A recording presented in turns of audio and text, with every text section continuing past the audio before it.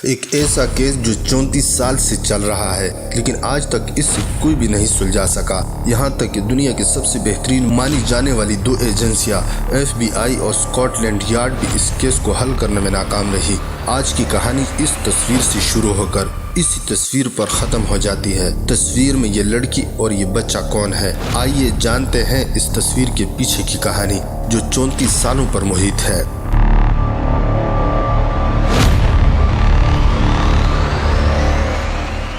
15 जून 1889 port sign, जो Florida में एक स्टोर था जो कि यूएस में फ्लोरिडा सिटी में मौजूद है। वहां पर एक महिला आती है, अपनी गाड़ी को पार्क करती है और जब अपनी गाड़ी से उतरकर स्टोर के अंदर जाने लगती है तब इसका पैर एक फोटो के ऊपर पड़ जाता है। जब वो नीचे झुककर फोटो को उठाती है और फोटो को पलट कर देखती है, इसके पैरों तले से जमीन खिसक जाती है क्योंकि फोटो दिखने में कुछ ऐसी थी। इस फोटो को देखकर हम समझ सकते हैं कि इसमें लड़की को और साथ में छोटे बच्चे को बंदी बनाया गया है। किसी किडनैपर ने इस फोटो को खींचा है और ये दोनों किसी ऐसी जगह पर बंद है जहां पर लोहे का दरवाजा है। शायद ये कोई वैन, कोई ट्रक हो सकता है।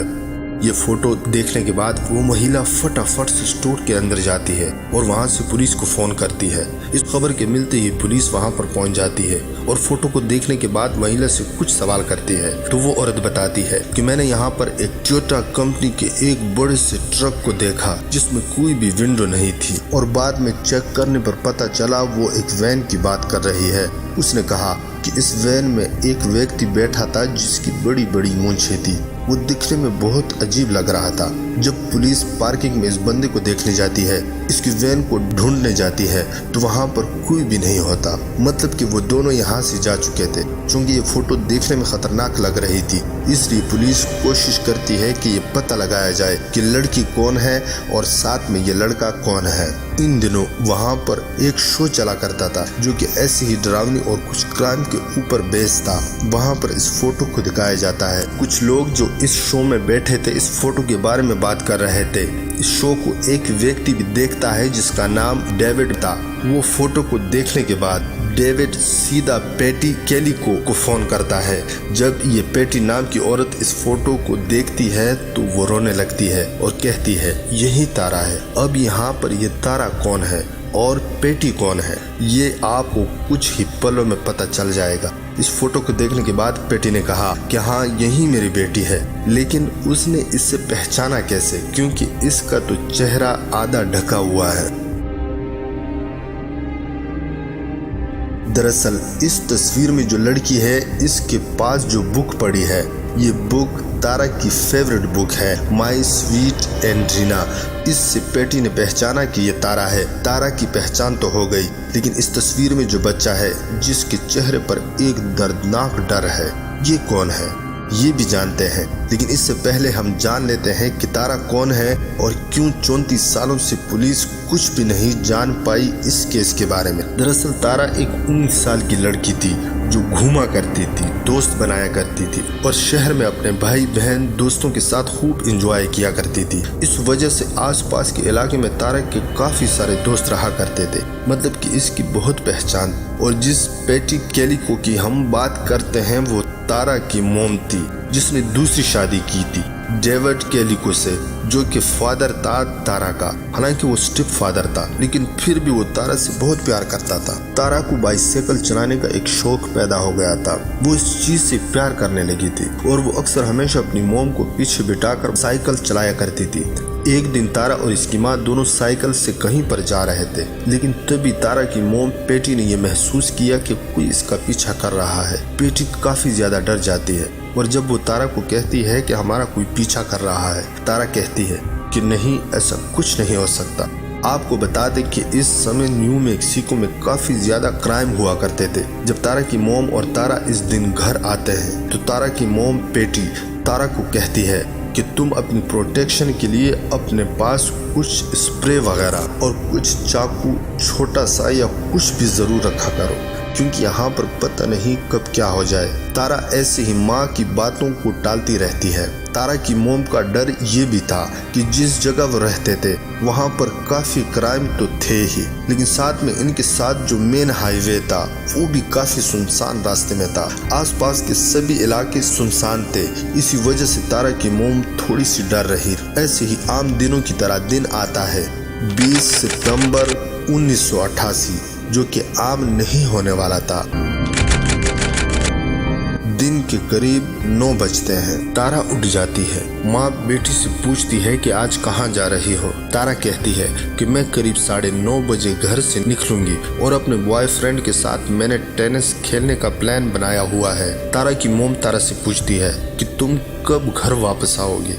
तारा अक्सर जब भी घर से बाहर जाया करती थी तो अपनी माँ को वापस आने का समय जरूर बताती। इसकी वजह ये थी कि अगर वो माँ को ये बात बताकर जाएगी कि वो कब वापस आ रहे हैं और अगर वो इस टाइम तक वापस ना आए तो तारा की मोम पुलिस को कहकर या कुछ करके इसे ढूंढ लेगी। मतलब कि वो अपनी प्रोटेक्शन के लिए ये बात बताकर जाया करती थी। इसलिए तारा ने कहा कि मैं 9:30 बजे घर से निकलूंगी और करीब 12:30 बजे घर तक वापस आ जाऊंगी। ये कहकर तारा निकल जाती है। अपने साथ एक वॉकमैन, जो कि इस समय गाने सुनने के लिए, म्यूजिक के लिए यूज में लिया जाता था। साथ में इसमें लगने वाला हेडफोन तारा के पास था और एक सीडी कैसेट जिसमें वो गाने सुना करती थी। तारा घर से निकल जाती है और इसकी मोम पीछे घर का काम करती रहती है। ऐसे ही करते करते 12 बजते हैं। तारा की मोम इसके लिए कुछ बनाने लगती है कि तारा अभी आधे घंटे में आने वाली है। इस तरह 1 घंटा हो गया। तारा की मोम को पता ही नहीं चला कि 1 बज गया। वो फटाफट से बाहर जाती है तो देखती है बेटी अभी तक नहीं आई। वो थोड़ा सा अपने इलाके में घूमती है कि कहीं तारा रास्ते में आसपास तो मौजूद नहीं, लेकिन इसे तारा कहीं पर भी दिखाई नहीं देती। ऐसे ही करते करते आधा घंटा और बीत जाता है। 1:30 बज जाते हैं। तारा की मोम को बहुत ज्यादा फिक्र हो रही थी तो वो किसी की मदद लेकर तारा को ढूंढने के लिए जाती है। अब आपको बता दें कि तारा हमेशा एक रूट फॉलो किया करती थी कि मैं यहाँ से यहाँ जाऊंगी, अगर मुझे कुछ हो भी गया तो मैं इसी रूट पर आपको मिल जाऊंगी। अब तारा की मोम आस पड़ोस के जितने भी लोग थे इनसे भी तारा के बारे में पूछ लेती है, लेकिन तारा का कुछ अता पता नहीं था। तारा की माँ ऐसे ही सभी दोस्तों से बात कर लेती है। इतने में 5 बज जाते हैं और आखिरकार 5:15 बजे वो जाकर पुलिस को कंप्लेंट टिकाती है कि मेरी बेटी घर वापस नहीं आई। खबर के मिलते ही वहाँ की लोकल पुलिस एक्शन में आती है। तारा को ढूंढने का काम शुरू हो जाता है। 2 टीमों को भेजा जाता है इसी रूट पर। यहाँ पर अंधेरा होना शुरू हो गया था। पुलिस अपना काम कर रही थी। तभी हाईवे के ऊपर उन्हें तारा का वॉकमैन मिलता है, लेकिन तारा की बाइसाइकिल नहीं मिलती। तारा भी नहीं मिलती। यहाँ पर वो जब ध्यान से देखते हैं तो वहीं आसपास कुछ टायर के निशान होते हैं जो कि इसकी माँ के मुताबिक तारा की साइकिल के हैं, क्योंकि वो इसी प्रकार के साइकिल को लेकर गई थी जिस तरह के वो निशान थे। निशान को देखकर पुलिस समझ जाती है कि यहाँ पर कुछ गड़बड़ हुई है। किसी ने तारा को खींचा है, मतलब कि तारा किडनैप हो चुकी है। किसी ने जबरदस्ती इसे ले जाने की कोशिश की है। यहाँ पर पुलिस की इन्वेस्टिगेशन 1 दिन चलती है, 2 दिन चलती है, 4 दिन चलती है, 8 दिन चलती है, लेकिन यहाँ पर उन्हें कुछ भी हासिल नहीं होता। यहाँ पर करीबन 7 दिन के बाद पुलिस इसी रूट पर पूरी मुशक्कत कर लेती है। हर किसी से बात करने की कोशिश करती है तो उन्हें 6 से 7 लोग जो विटनेस मिलते हैं, जिन लोगों ने अपनी आंखों से लाइव तारा को देखा था इस दिन। यहाँ पर ये लोग अपनी अपनी कहानी बता रहे थे। इसमें से एक व्यक्ति आता है, वो कहता है कि मैंने तारा को इस दिन 11:45 पर देखा था। इसके पीछे एक वाइट ट्रक इसका पीछा करता जा रहा था जो कि काफी छोटा था, मतलब कि वो एक वैन टाइप जो कि तारा का पीछा कर रही थी काफी समय से। उसने बोला कि मैं हाईवे पर खड़ा था और दूर से मैंने देखा वो ट्रक तारा से आगे भी जा सकता था, लेकिन वो इसके पीछे ही चल रहा था। अब यहाँ पर माँ को और सभी लोगों को लगने लगा कि तारा किडनैप हो चुकी है, लेकिन यहाँ पर हैरानी की बात ये थी कि अगर किडनैपर ने इससे किडनैप किया तो बदले में वो कुछ तो मांगेगा, कुछ फिरौती के लिए फोन, चिट्ठी कुछ तो आता, लेकिन यहाँ पर कुछ भी नहीं पता था कि तारा कहाँ है, किसने उठाया, क्या हुआ, कुछ भी नहीं। आस पड़ोस के लोगों ने हाईवे के आसपास सुनसान जगहों पर तारा को ढूंढने की कोशिश की, लेकिन उन्हें भी कुछ नहीं मिला। ये थी तारा की कहानी। लेकिन अब हम बात करते हैं इस तस्वीर की, जो कि फ्लोरिडा यूएस में मिली थी। इसमें एक और छोटा बच्चा भी था। वो कौन था? जब ये शो चल रहा था जिसमें तारा की मोम को किसी व्यक्ति ने बताया कि क्या ये आपकी बेटी है, इसी दौरान एक और अजीब चीज होती है। इस शो को एक और व्यक्ति देख रहा था, तभी ये तस्वीर इसके सामने आती है। तस्वीर को ध्यान से देखने पर वो हिल जाता है और फटाफट से संपर्क करता है अपने एक दोस्त को और सारी चीजें समझाता है। इस दोस्त को फोटो भिजवाई जाती है।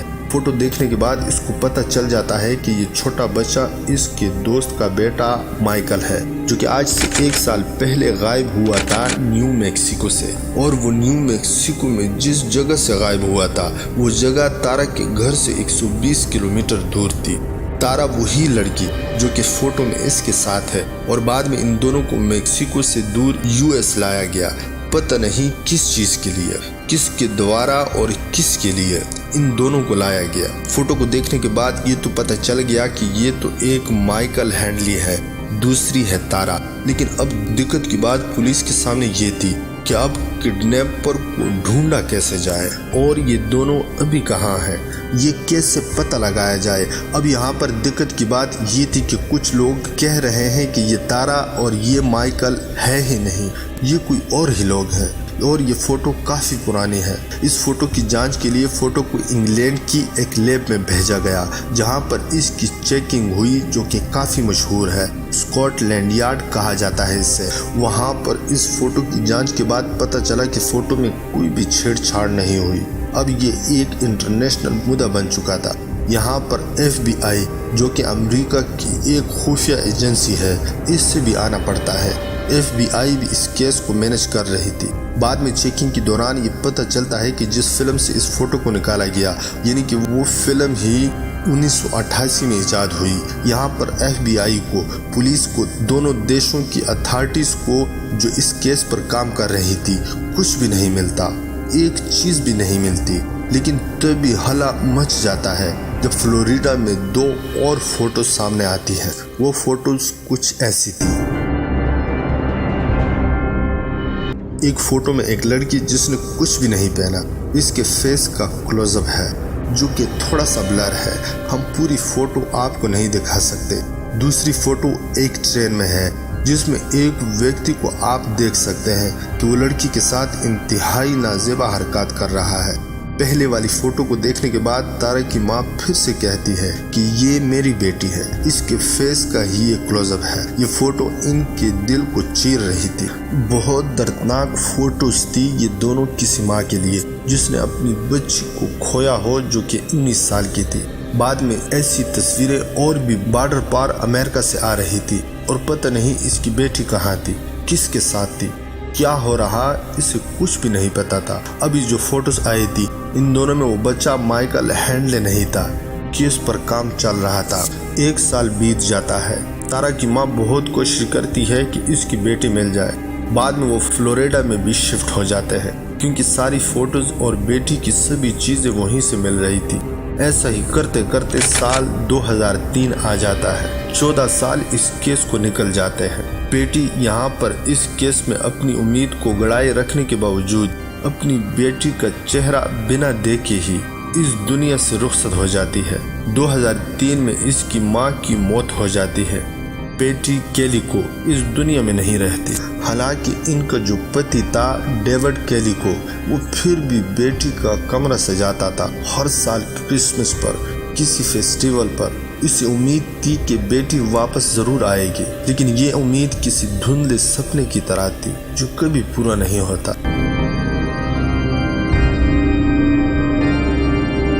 अब हम आपके सामने इस केस से जुड़ी कुछ थ्योरीज रखते हैं जो बहुत ज़्यादा हैरानकुन और दिलचस्प है। 2013 में कोल्ड केस टास्क फोर्स बनती है, जो कि बंद पड़े केसेस को खोलती है, इन पर काम करती है। इनमें एक फ्रैंक मेथोला नाम का व्यक्ति मिलता है जो कि काफी अथॉरिटेटिव था, काफी पावरफुल इंसान था क्योंकि वो फार्मर डिप्टी रह चुका था। वो कहता है कि मेरा एक दोस्त था हेनरी ब्राउन, वो अपने डेथ बेड पर था, अपनी मौत की कगार पर था। उसने मुझे अपनी जिंदगी के कुछ ऐसे किस्से बताए जो कि एक बहुत बड़े केस को चुटकियों में सॉल्व कर देते हैं। इसके दोस्त ने कहा कि मेरी छाती पर कुछ वजन है इन बातों का जिसे मैं अब निकालना चाहता हूँ। वो कहता है कि इसका एक दोस्त था लॉर्न रोमेरियो जूनियर। उसने अपनी जमीन में एक बेसमेंट बनवाई थी। वो मुझे इसी बेसमेंट में लेकर जाता है। वहाँ पर कुछ कच्ची जमीन थी और तभी वो कहता है कि जिस तारा के बारे में पूरा शहर बातें कर रहा है वो यही जमीन में गाड़ी हुई है। ये बात सुनते ही इसका दोस्त हेनरी ब्राउन काम जाता है। बाद में रोमेरियो जूनियर वो काफी चीजें बताता है। यहाँ पर ब्राउन ने ये भी कहा था कि रोमेरियो जूनियर और इसके 3 और दोस्त खुलेआम बात किया करते थे कि कैसे उन्होंने तारा को मारा। अब यहाँ पर पुलिस इसे पकड़ क्यों नहीं रही थी, और अगर बात पुलिस तक जाती भी तो पुलिस इसे क्यों पकड़ नहीं सकती थी। कौन था ये रोमेरियो जूनियर, ये भी हम आपको बताते हैं कि इसके आगे सीन क्या हुआ था। ये सभी लोग तारा को जानते थे क्योंकि ये सभी के सभी लोग पढ़ा करते थे तारा ही की क्लास में। ये सभी एक ही क्लास में थे। रोमेरियो जूनियर तारा का क्लासमेट था, बाकी 3 लोग भी इसी की क्लास में थे और इनके और भी काफी ज्यादा दोस्त थे। हुआ दरअसल कुछ ऐसा कि तारा किसी एक लड़के से प्यार करती थी। इसके साथ ही रिलेशनशिप में भी आती है। इसका बॉयफ्रेंड बनता है जेफ नाम का व्यक्ति और जेफ दोस्त था रोमेरियो जूनियर का। लेकिन बाद में तारा अपने बॉयफ्रेंड जेफ को छोड़ देती है किसी कारण की वजह से, और ये बात जेफ बर्दाश्त नहीं कर पाता और वो बात अपने भाई मतलब कि अपने दोस्त जिससे वो बहुत प्यार करता था यानी रोमेरियो जूनियर को बताता है। वो भी इसी वजह से तारा से नफरत करने लगता है। इस तरह से वो तारा के यानी कि 19 साल के बच्चे के दुश्मन बन जाते हैं। ब्राउन बताता है कि इस दिन दरअसल कुछ ऐसा हुआ कि रोमेरियो और इसके 3 दोस्त कहीं जा रहे थे। रास्ते में उन्हें तारा मिलती है। ये सुबह के करीबन 12 बजे के आसपास का टाइम था। इन लोगों ने दारू भी पी रखी थी यानी कि वो नशे में थे। उन्होंने जाने या अनजाने में तारा को टक्कर मार दी। बाद में तारा को अपनी वैन के अंदर बैठाया, इसकी साइकिल को भी उठाया। उन्होंने तारा के साथ बहुत गलत हरकतें की। अब तारा ने इन लोगों को देख लिया था। हालांकि इनका तारा को मारने का कोई भी प्लान नहीं था, लेकिन नशा उतरने के बाद उन्होंने हालात का जायजा लिया तो उन्हें महसूस हुआ कि तारा ने उन्हें देख लिया। अब वो जरूर जाकर पुलिस को बताएगी, इसलिए अंत में उन्होंने अपने आप को बचाने के लिए तारा को मार डाला और बाद में इसकी बॉडी को भी नष्ट कर दिया। इसके बाद इसकी साइकिल को भी उन्होंने बिल्कुल इसी तरीके से काट पीट कर बहुत दूर पहुंचा दिया कि किसी के हाथ ये कभी ना आए। अब यहाँ पर रोमेरियो जूनियर जानता था कि उसने ब्राउन को बहुत कुछ बता दिया है, इसी वजह से वो खतरे में पड़ सकता है।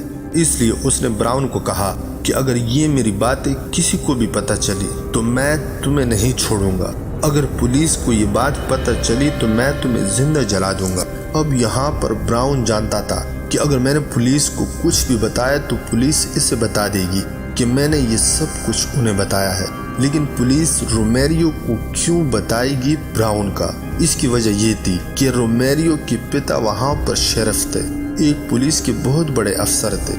इसी वजह से उन्हें डर था कि रोमेरियो जूनियर को ये बात पता जरूर चल जाएगी कि मेरे खिलाफ बात किसने कही है। अपनी जान को बचाने के लिए वो 20-25 साल तक ऐसे ही घुटता रहा इस बात के साथ कि तारा जिसे लोग ढूंढ रहे हैं, FBI अमेरिका तक लोग ढूंढ रहे हैं, वो तो है ही नहीं।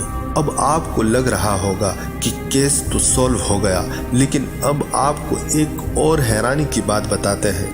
यही फ्रैंक मेथोला ने साल 2006 में एक और कहानी सुनाई थी। उसने कहा कि मेरा एक दोस्त था ब्राउन, वो डेथ बेड पर था। मरने से पहले उसने बताया कि वो जानता है कि तारा का कातिल कौन है। उसने कहा कि एक व्यक्ति है जो कि ब्राउन का पड़ोसी था और इसका नाम AJ था, मतलब A और J से था। इस कहानी में उसने AJ को लेकर पूरी बातें सेम बता दी जो उसने रोमेरियो जूनियर के मुतालिक कही थी। वही बातें उसने इसी के बारे में कही।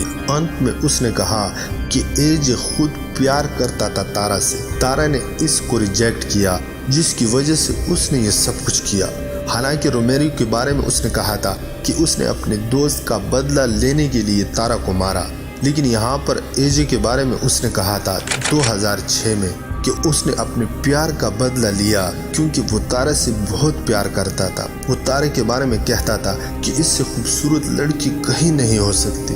अब आप सोच रहे होंगे कि यहाँ पर केस तो इस तरह से फिर सॉल्व हो गया, लेकिन ब्राउन ने जो 2 कहानियाँ बयान की हैं, रोमेरो और एजे की, अगर हम इन दोनों में से किसी एक पर यकीन कर भी लें, तब भी ये सवाल जहन में उठता है कि अगर तारा को उन्होंने ना चाहते हुए भी मारा तो तस्वीर में जो बच्चा है इसको क्यों किडनैप किया गया और वो कहाँ गया। और इस केस में एक और अजीब बात यह है कि अगर कोई किडनैपर किसी को किडनैप कर ले, यानी तारा को किडनैप करने की वजह तो समझ में आती है कि इसको उन्होंने जिनसी तशद्दुद का निशाना बनाने के लिए किडनैप किया है, लेकिन बच्चे को किडनैप करने की कोई वजह सामने नहीं आती क्योंकि इस बच्चे के लिए उन्होंने कभी भी फिरौती तक नहीं मांगी। एक और बात जो आज तक कुछ लोग कहते आ रहे हैं कि ये फोटोज तारा और बच्चे माइकल की है ही नहीं,